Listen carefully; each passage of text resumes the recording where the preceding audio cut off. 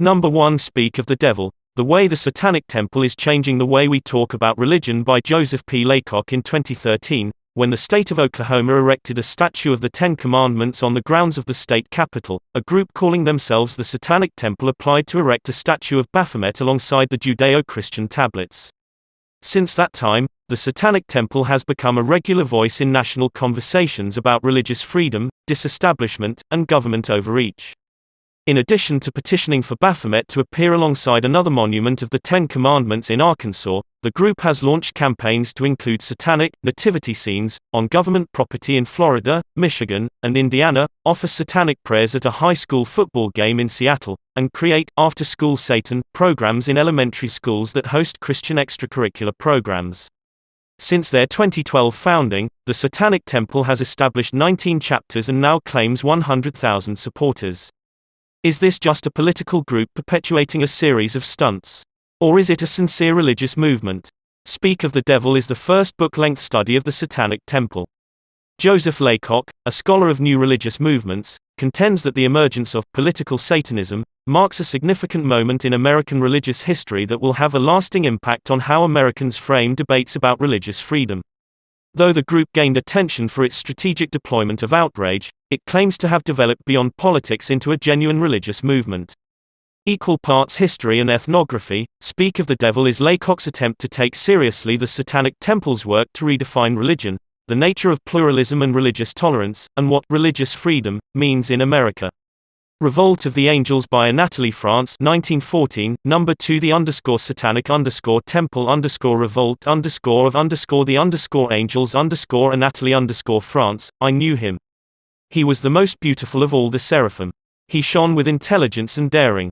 His great heart was big with all the virtues born of pride, frankness, courage, constancy in trial, indomitable hope. Long ago, ere time was, in the boreal sky where gleam the 7 magnetic stars, he dwelt in a palace of diamond and gold, where the air was ever tremulous with the beating of wings and with songs of triumph. Leve, on his mountain, was jealous of Lucifer. You both know it, angels like unto men feel love and hatred quicken within them. Capable, at times, of generous resolves, they too often follow their own interests and yield to fear. Then, as now, they showed themselves, for the most part, incapable of lofty thoughts, and in the fear of the Lord lay their sole virtue. Lucifer, who held vile things in proud disdain, despised this rabble of commonplace spirits forever wallowing in a life of feasts and pleasure. But to those who were possessed of a daring spirit, a restless soul, to those fired with a wild love of liberty, he proffered friendship, which we return with adoration. These latter deserted in a mass the mountain of God and yielded to the seraph the homage which that other would fain have kept for himself alone. Ultimately a meditation on the corruption of power, Anatole France's Revolt of the Angels 1914, utilizes the theological metaphor of Satan as a force favoring free inquiry, the war in heaven a metaphysical battle against universal tyranny. Arcade, an angel who has strayed from heaven to study philosophy and history on earth seeks to reassemble Lucifer's legion to overthrow the detached and intolerant God of heaven. Finally, Satan, after contemplating his probable victory concludes, "No, let us not conquer the heavens. It is enough to have the power to do so. War engenders war, and victory defeat. God, conquered, will become Satan, Satan, conquering, will become God. May the fates spare me this terrible lot." Number 3 The Higher Angels of Our Nature, Why Violence Has Declined by Steven Pinker The _satanic _temple _library the better angels of our nature Steven Pinker. The doctrine of the sacredness of the soul sounds vaguely uplifting, but actually it's highly malignant. It discounts life on earth as just a short-lived phase that folks undergo, indeed, an infinitesimal fraction of their existence. Death becomes a mere rite of passage, like puberty or a midlife crisis. Witch hunts are always susceptible to sense. Dr. Pinker's sweeping survey of the human condition demonstrates beyond reasonable doubt the phenomenon of declining violence within the civilized world.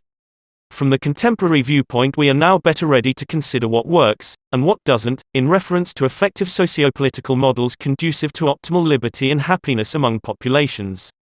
While not a book about Satanism specifically, this book is nonetheless indispensable to understanding the intellectual roots of the Satanic Reformation exemplified by the Satanic Temple, because it outlines the scientific refutations of crass calls to dictatorship policies and counterproductive misinterpretations of Darwinism that have plagued satanic circles through decades of inaction and unfocused ineptitude. Number 4. Literary Satanism. Romantic Satanism, myth and therefore the historical moment in Blake, Shelley and Byron. Authors, Shock, P. Romantic Satanism, myth and therefore the historical moment in Blake, Shelley and Byron. Authors, Shock, P. Criticism has largely emphasized the private meaning of romantic Satanism, treating it because the celebration of subjectivity through allusions to Paradise Lost that voice Satan's solitary defiance. The primary full-length treatment of its subject, Romantic Satanism, explores this literary phenomenon as a socially produced myth exhibiting the response of writers to their milieu.